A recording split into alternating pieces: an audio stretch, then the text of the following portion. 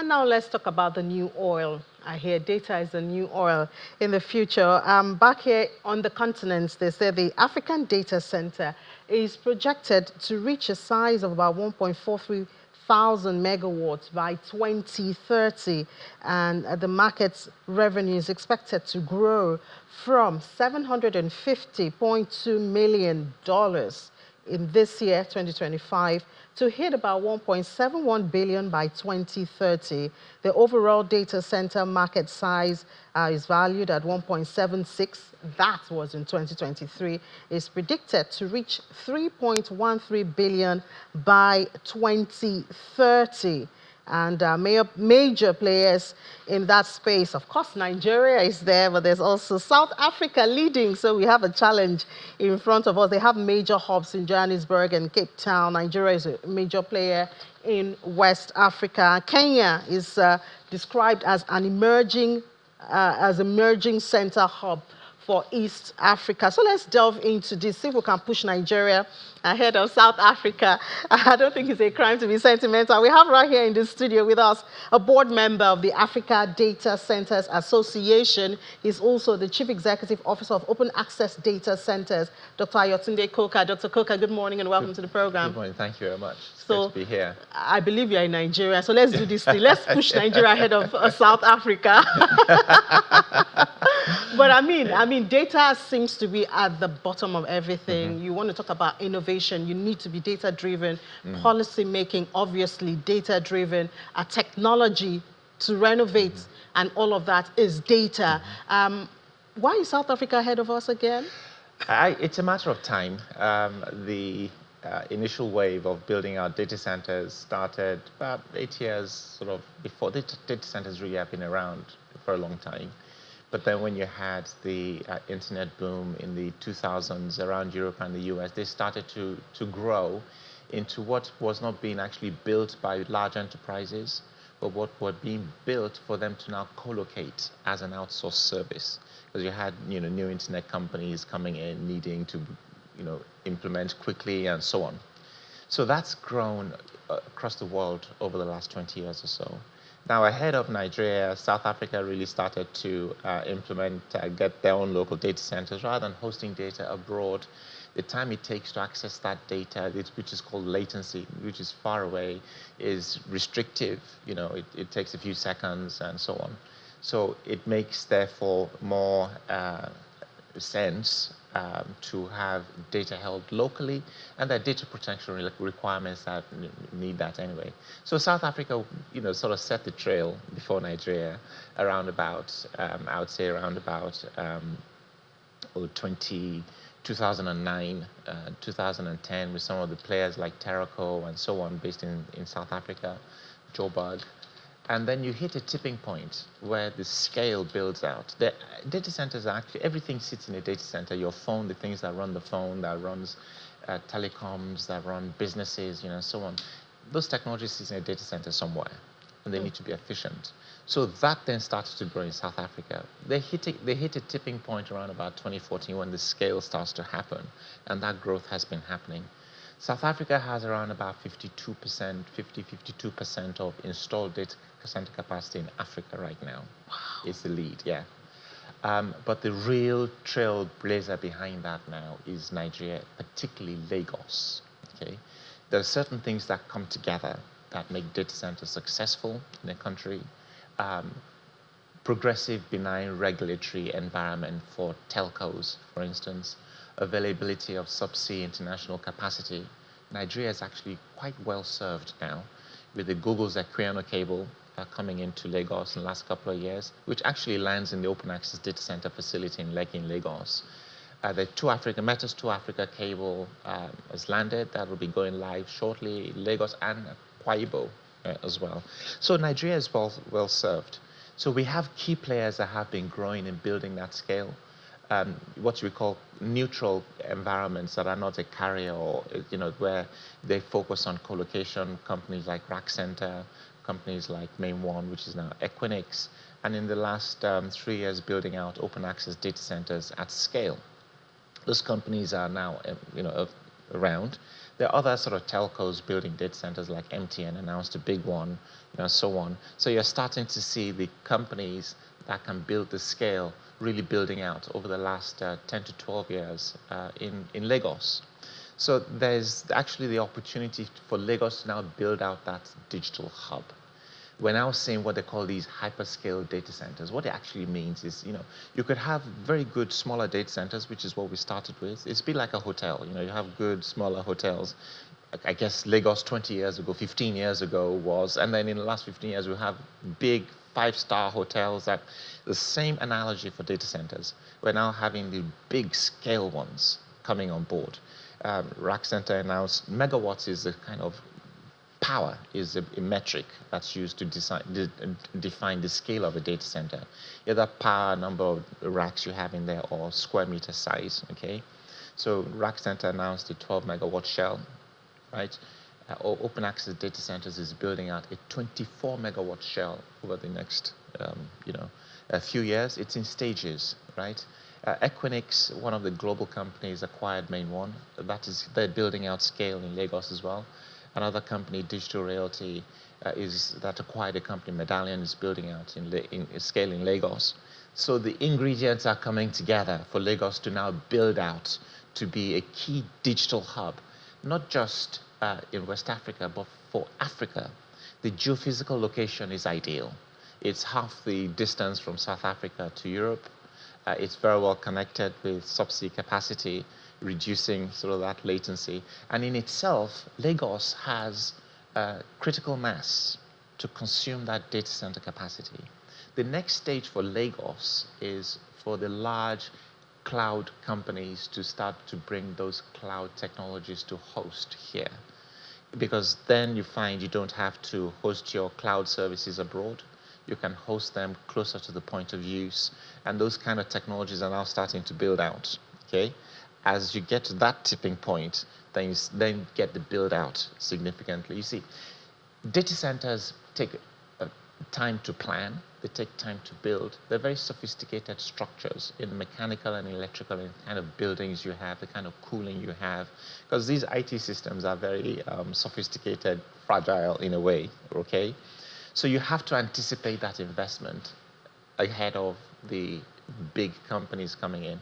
And of course, it also generates local economy because you have local cloud providers. That tipping point is around about happening now in Lagos. So you see a trajectory where South Africa is still growing, so leveling out. We have facilities in South Africa as well. But Lagos is starting to build out. So a trajectory that's starting to move towards the South Africa capacity. Nigeria is recognized now as a leader in terms of technology leadership with AI and development and software and payments, and so on, and fintech. They all sit in a data center, right? So this now positions Lagos in Nigeria to be the next big location. We also talked, the other tier 1 locations, as you did mention, is Kenya. Yeah, particularly Nairobi. East. Yes, there are some large facilities coming on there.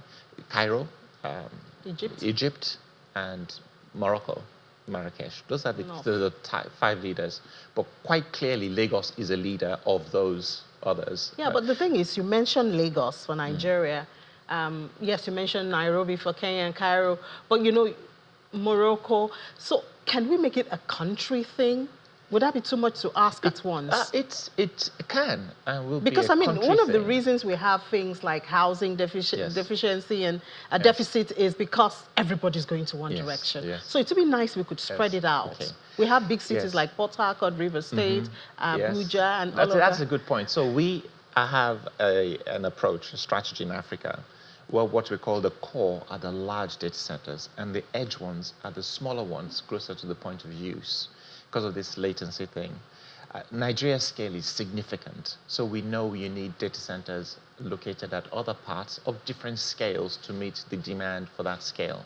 So you see more growth coming in locations like Port Harcourt, Abuja, for instance, and other smaller data centers across other parts of the country. You're seeing some being built in Kano, for instance.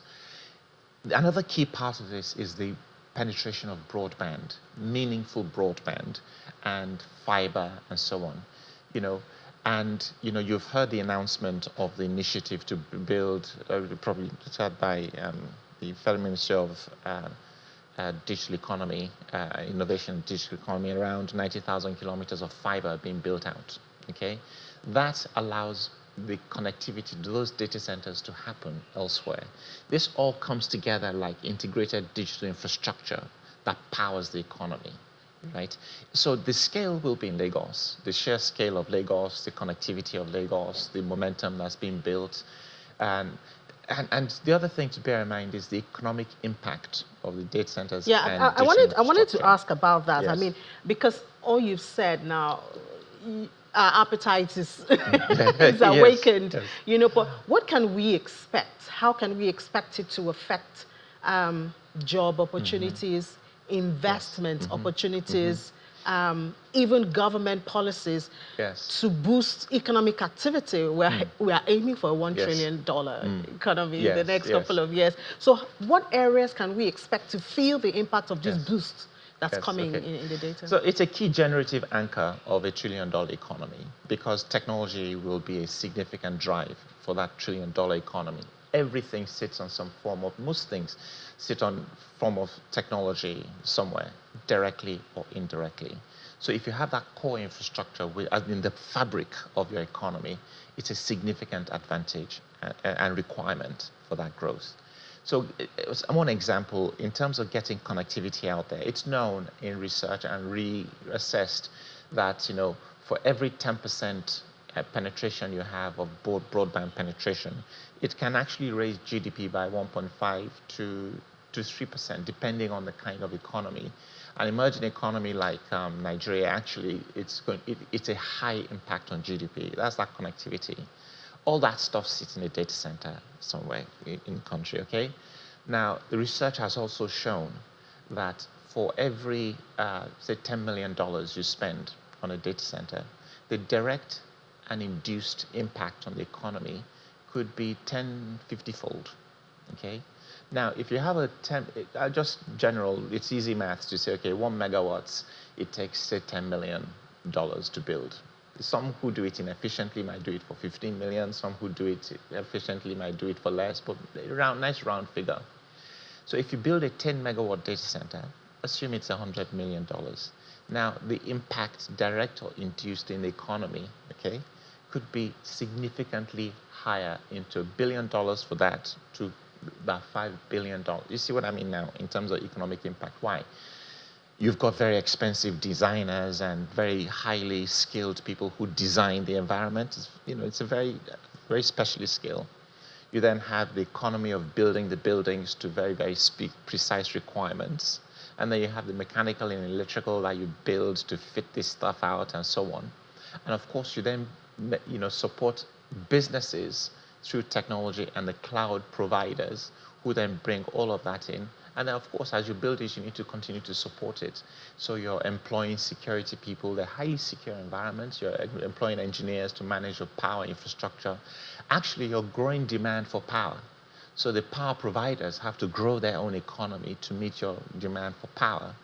The support people that have to maintain the environment have to have highly skilled employees to provide the support. So that circularity, that interchain of events is where you then see the really big impact on the economy. So it's going to be a huge economy, not just directly towards the $1 trillion economy, but it actually underpins a lot of all of the other businesses that need to grow. If you look at agri, for instance, you have agri-tech. They sit on technology, on cloud services that will consume and that will depend on the data centers. Another key thing, finally, is what's happening with artificial intelligence, okay? Which needs all that cloud technology to operate anyway. Previously, people thought, oh, well, artificial intelligence, the learning modules and so on will need data centers in Europe and so on and stuff. But what's emerged is that latency is actually very key for what is called agentic AI, where you're interacting more dynamically with an AI agent or an AI environment. Those things now need what we call sovereign AI platforms, Well, you see what's happening in Nigeria with the technology growth, and Nigeria being a leading technology hub in Africa.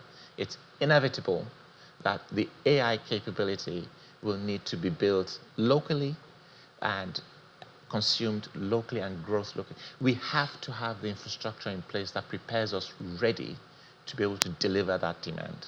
Yeah, obviously, we need to build for local, consume local, and then we can... And that's where that tipping point of growth is going to come outside. from. Thank you so much, Dr. Ayotunde Coker, board member, Africa Data Centers Association, and also the Chief Executive Officer of Open Access Data Center. Thank you so much. Thank you very much. Pleasure to be here.